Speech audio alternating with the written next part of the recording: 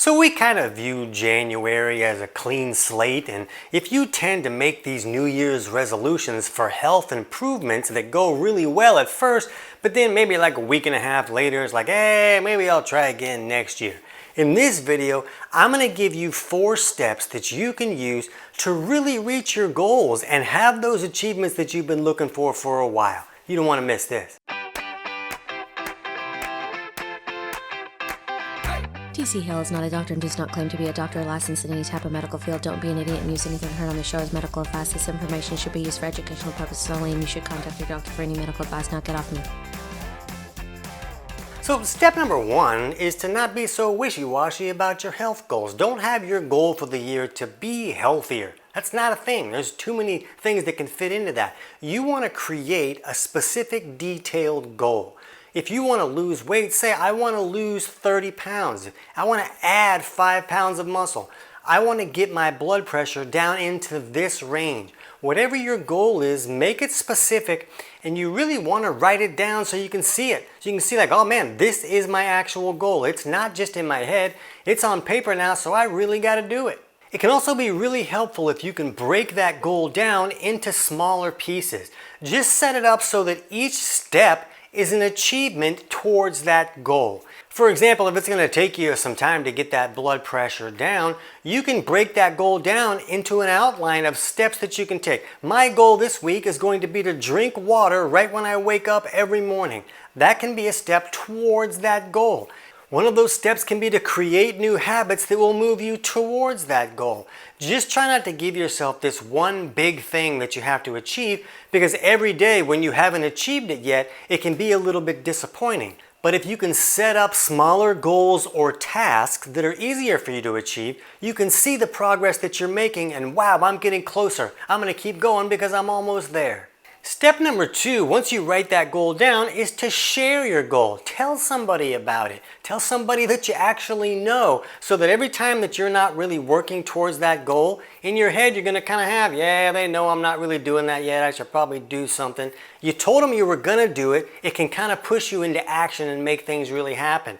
You can also post it on social media and really make it like, hey, this is a statement. I'm going to make this happen.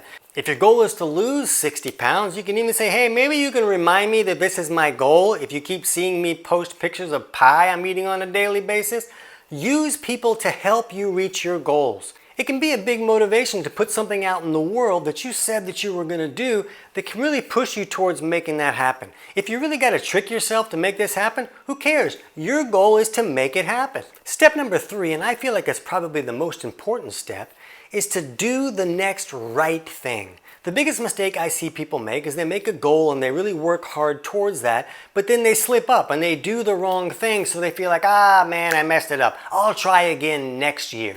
Why do you gotta wait a whole year to try again? Just get back and do the next right thing. If you do some things that are wrong, figure out what the next right thing is to do and just do it. Maybe the next right thing is just to go for a walk. Maybe the next right thing is to go to the grocery store and buy something healthy. Whatever it is, just take that step so that you put yourself back in motion. Don't make the mistake of making this goal, working hard towards it, but then when you find yourself knee-deep in a bag of donuts, you throw it all in the trash. You don't have to throw it all in the trash. All you have to do is get right back on track, and then that just becomes a little speed bump instead of something that completely derailed you.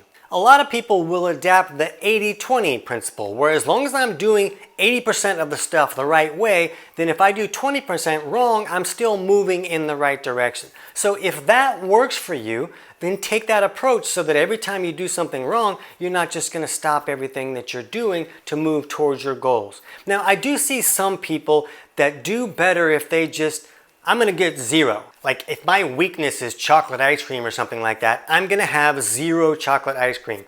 And I find that some people will do better with the 80-20 kind of approach, and some people will do better if I'm just like deciding that I'm not having that at all.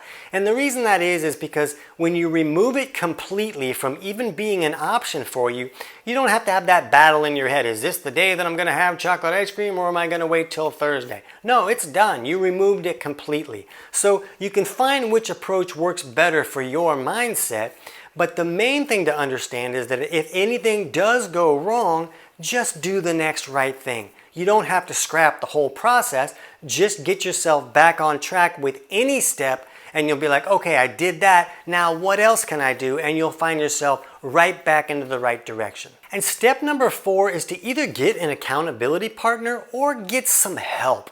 There's a lot of health issues that are very difficult to actually correct the actual underlying cause of that problem and correct that health issue instead of just covering up the symptom. Some of those things take a lot of effort. If you've watched any of my other videos, you see that a lot of things can be very complicated. And sometimes a person might need some help to really shorten the length of time it takes to correct that issue. It took me 8 years to get my voice back, but if I had found the right help a little bit earlier, I would have gotten there much faster. But one thing that can be very beneficial is just to get some accountability. When you hire someone, when I used to train people in the gym, one of the biggest benefits they would get was that they just paid for their sessions ahead of time. That was like half of the battle. Well, I didn't feel like coming today, but I already paid for it, so I'm going to show up anyways. So just trick yourself into doing that work by maybe paying a professional to help you and have that accountability that goes along with it.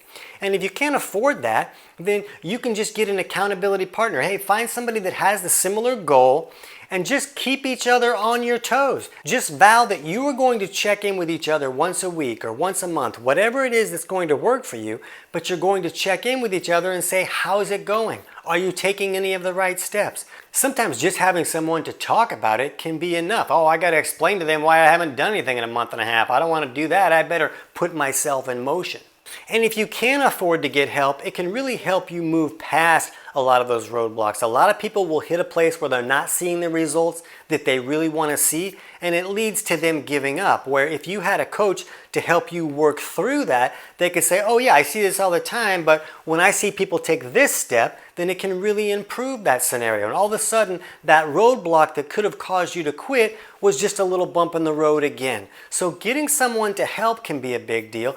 I'm not able to take on any more clients anymore, but I will put a link in the description below for a page that shows you how to work with the coaches that I've trained. If you really need help, you can find some help and get the answers that you're looking for. So it's just 4 steps, and they're easy steps. Just make a real goal, write it down, share your goal, do the next right thing, and either get help or have an accountability partner.